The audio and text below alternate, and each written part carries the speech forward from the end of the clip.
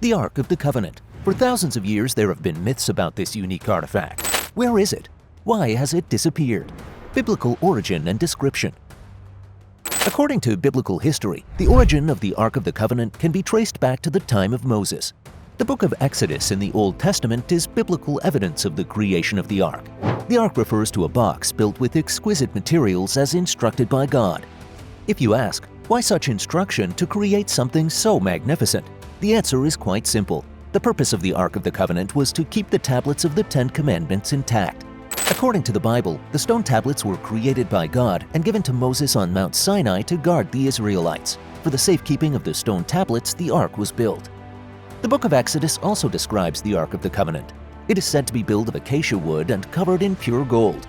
The chest cover is made of gold and is called the Seat of Mercy. 2 cherubs were sculpted and carved on the lid.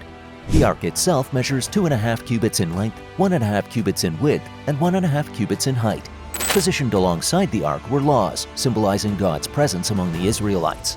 Before the years of King Solomon, who built a temple for the Ark, the chest was said to be kept in a tabernacle.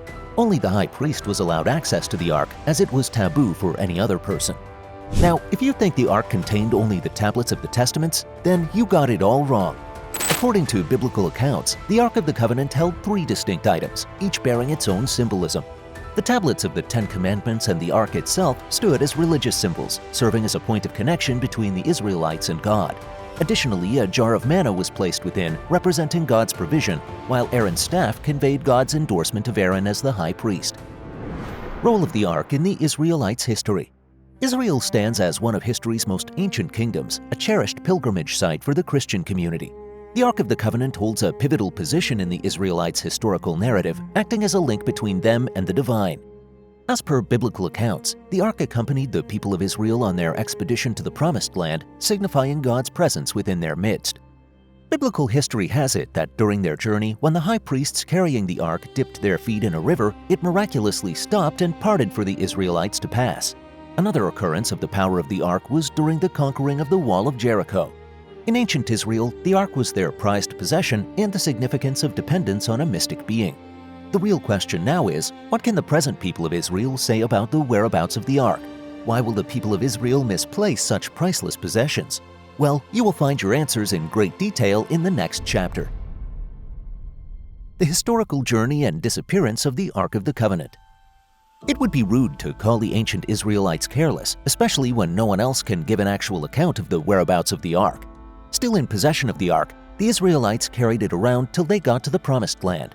Biblical evidence has it that the Ark stayed in a tabernacle till the days of King Solomon. King Solomon, son of King David, was the first king to build the first temple. Since the temple was to honor God's presence, it was the permanent location of the Ark of the Covenant. Only the high priest was allowed to come in contact with it. Things were going so well with the Israelites till the year 586 BCE. This was the year that changed the story of the Ark.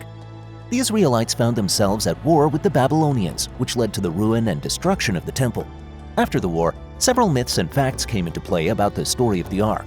Some myths have it that the Ark was well hidden in the temple before the war and still exists. Others say that the war destroyed it. But the most intriguing of all stories is those claiming the Ark was carried away before the war. Now, get ready to have your mind blown, for the Ark of the Covenant is currently believed to be situated somewhere in Africa. Yup, you heard that right, Africa. Ethiopia to be precise. You see, Ethiopia is also another country as old as time. The Christians and Orthodox churches in Ethiopia claim to have the Ark, as per historical accounts passed down through generations. One of the sons of King Solomon, Menelik I, got married to the Queen of Sheba. The Ethiopian people believed that the king took away the Ark of the Covenant and resided in Ethiopia with his wife. This story has been passed from generation to generation, and a church, St. Mary of Zion, was built. This chapel is a small one. People are restricted from entering, and the myth says an old high priest guards the Ark of the Covenant in the chapel. They claim that in the days of Moses, nobody was allowed to come in direct contact with it except the high priest, and the rule still holds. This myth is quite interesting because the people of Ethiopia believe it so dearly. However, various explorers and adventurers have been to Ethiopia in quest of the Ark, but have yet to be successful. Since the Ethiopian churches have refused to bring the Ark to the world, there are still doubts about their possession of the chest. The influence of the Ark of the Covenant in the modern day. Although there is a thin line between historical facts and myths surrounding the Ark of the Covenant, it has influenced the present day in so many exciting aspects. Every sector of life has experienced an impact of the Ark of the Covenant.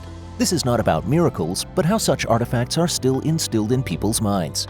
In literature, the Ark of the Covenant has been symbolized in many plays and novels. Both ancient works and modern literature have the Ark as its own character. Using intriguing storytelling to talk of the mystic power and aura of the Ark and its potential impact in different eras, works like Indiana Jones and the Raiders of the Lost Ark are examples. Literature is one of the many areas in which the Ark has been appreciated. In another form of art, the one that involves painting and sculpting, the Ark of the Covenant has inspired various works. In fact, in Ethiopia, where they claim the Ark resides, different counterfeit forms were sculpted and placed in their churches. The Ark serves as a vibrant religious symbol. The Christians still use the Ark to remind the Church of God's covenant with them. Its role in religion serves as a powerful metaphor for faith and commitment between the divine and physical worlds.